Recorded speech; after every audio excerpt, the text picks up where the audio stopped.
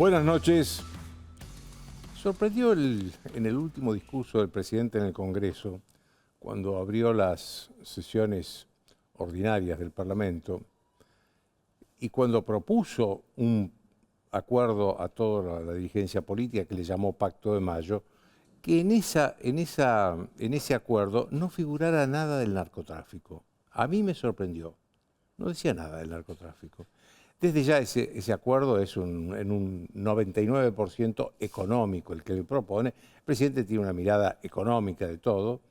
Y efectivamente, digamos, es el acuerdo que muchas veces se habló, de observadores políticos, analistas políticos, dirigentes políticos, hablaban de la necesidad de que el país tuviera unos 10 puntos básicos de economía, para que un futuro gobierno, que no sea este, ni siquiera de su partido, pueda cambiarlo, sino que todos los partidos se comprometan a cumplir ese pacto. Se llamó Pacto de Mayo, y de esa manera tranquilizar a los eventuales inversores, tranquilizar a la sociedad argentina también, que no sabe cómo va a vivir dentro de 6 meses, dentro de un año y mucho menos dentro de 4 años. La economía es importante en un país como es el de hoy. La sociedad argentina está sufriendo mucho, sobre todo los niveles bajos y medios bajos de la sociedad está sufriendo muchísimo. Pero también es importante Rosario. Rosario y el narcotráfico son importantes. Yo creo que debió haber un punto en ese proyecto de acuerdo con la oposición que incluyera un compromiso de toda la dirigencia política de aplicar ciertas políticas en el combate contra el narcotráfico. Me parece que faltó eso, faltó un compromiso del presidente, del gobierno y de la dirigencia política en general en el combate con el narcotráfico. Fíjense que en el mes de enero, solamente en el mes de enero, hubo 18 muertes violentas en Rosario. Las autoridades están un poco aliviadas porque en enero del año pasado hubo 20, la diferencia es insignificante. Pero durante todo 2023 hubo más de 260 muertes violentas promovidas por el narcotráfico en Rosario, con más saña y crueldad que otros años, porque hubo muchas mujeres y niños muertos. Yo creo que, el resto del país tiene con Rosario una relación que se manifiesta en dos aspectos. Uno, que lo ve a Rosario con flash. De vez en cuando se lo sorprende algo y entonces se pone a mirar a Rosario. Ojo, y estoy hablando de Rosario, pero el fenómeno del narcotráfico es un fenómeno nacional. Está en Rosario, tal vez sea el epicentro, está en el conurbano, está en las provincias del norte. El narcotráfico es un problema del país. Pero mirando a Rosario, cuando hay algo que nos sorprende, miramos a Rosario. Por ejemplo, el penúltimo momento en el que miramos todo a Rosario fue cuando el narcotráfico agredió el negocio de los familiares de Messi, de los suegros de Messi. Claro, como era Messi, todos mirábamos Rosario. Eso fue un tiempo, duró un tiempo. Después nos olvidamos de Rosario, empezamos a ver otras cosas, nos olvidamos de Rosario.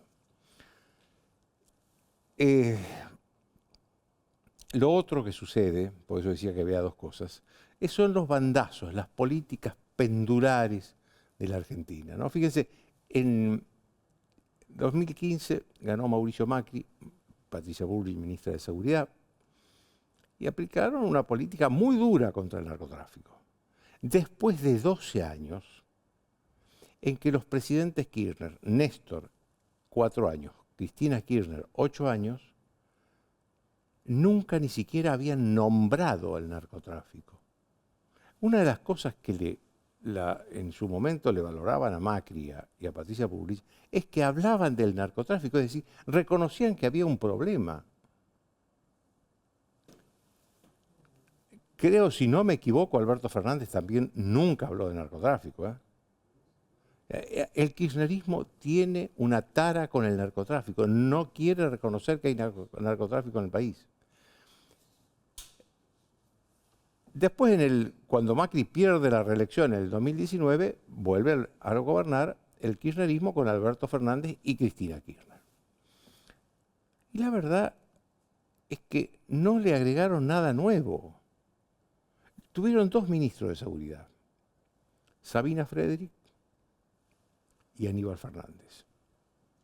Los dos parecían más preocupados por los derechos de los narcotraficantes presos que por defender o cuidar a la sociedad de la agresión permanente del narcotráfico.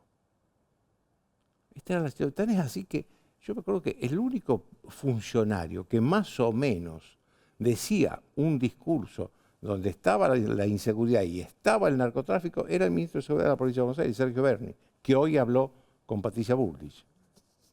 El único. Después, para el resto no existía el narcotráfico. El año pasado, 2023, volvió a ganar la oposición al kirchnerismo, esta vez con Milei, que la nombró a Patricia Bullrich de nuevo ministra de Seguridad. Otra vez el Estado y el Gobierno Nacional pone mano dura en la lucha contra el narcotráfico. Y ahí parece, según las versiones, que hay una reacción del narcotráfico y que varios grupos que estaban enfrentados cuando nadie los enfrentaba, se juntaron para enfrentar al Estado.